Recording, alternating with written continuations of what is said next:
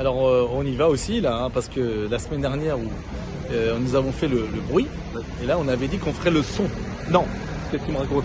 On fera la lumière. La pardon. lumière, il y a qu'à nous regarder. Son et lumière, vous voyez, on est là, avec des lumières. Alors on s'est dit que ça serait bien quand même qu'on parle un petit peu maintenant de la lumière et le stress, la lumière et l'environnement.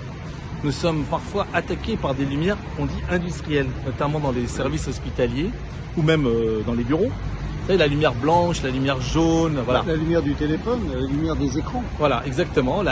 Combien de fois on a dit à nos élèves, à nos enfants, avant de dormir, ne soyez pas sur votre téléphone. Pourquoi? Parce que ces pixels, eh bien, envahissent, nous agressent, hein, les yeux et le cerveau, forcément. Donc voilà, on est beaucoup plus stressé, plus nerveux.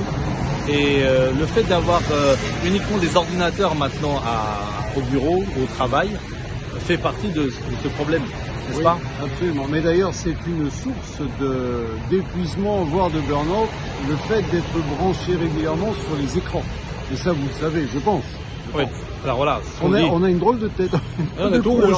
Ah oui, c'est fait exprès. Ah, nous avons une spontanéité. Alors nous ne sommes pas dans un nightclub des années 60 avec... Non, pas encore. Non, là c'est peut-être l'entrée. Non, c'est fermé. Non, en fait, on a choisi un petit magasin qui fabrique des lumières rouges. Et donc, on est complètement... Ils ont coupé les lumières d'ailleurs depuis qu'on est là. Ils ont coupé depuis qu'on est là. On avait bien choisi notre truc. Enfin bref, vous savez, donc on voulait vous dire simplement, mettez-vous à l'abri parfois des lumières agressives, des lumières de nuit, d'ailleurs, avec les pixels. Et puis quoi d'autre qu'on pourrait... Oui, mais ceci étant, la lumière, comme dans toute chose, il y a toujours le bon et le mauvais côté, oui, de la lumière. Là, on a parlé du mauvais côté. Le bon côté, il y a également la luminothérapie. Absolument. Qui fait du bien. Absolument. Si vous prenez la lumière du soleil, ça vous fait excessivement du bien. Oui. Ça permet quoi comme vitamine? Ah, la vitamine D, E, etc. Voilà. Mais attention, ce que tu disais là, c'était valable pour le bruit aussi. Vous vous rappelez, on avait parlé de bruit, on avait parlé des sons qui peuvent être apaisants aussi, comme les sons de la nature. Et puis les lumières aussi de la nature, là, tu en reviens un petit peu au même sujet.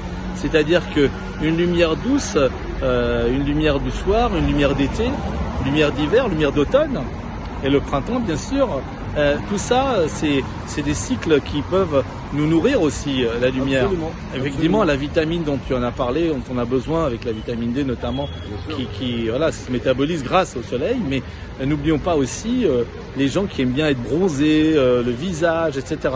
C'est pas toujours équilibré. La lumière également permet d'améliorer notre immunité. Voilà. Tant qu'il court, ça peut servir. Et comme vous avez remarqué, nous sommes des lumières. Voilà. Donc on va vous laisser là-dessus, parce que là on a été trop long. Mais surtout, la lumière, elle est à l'intérieur de vous. Absolument. À l'intérieur de chacun. Donc faites en sorte qu'elle puisse rayonner le plus possible. Et pour rayonner le plus possible, virez tout ce qui vous gêne dans la tête, c'est-à-dire allégez-vous. Et vous allez voir que vous allez rayonner beaucoup plus facilement. La plus belle lumière qu'on vient de vous envoyer, c'est la vôtre. Effectivement, rayonner, garder une belle lumière en vous, c'est ce qu'il y a de plus joli et magnifique. Au revoir tout le monde. À la prochaine. Ciao.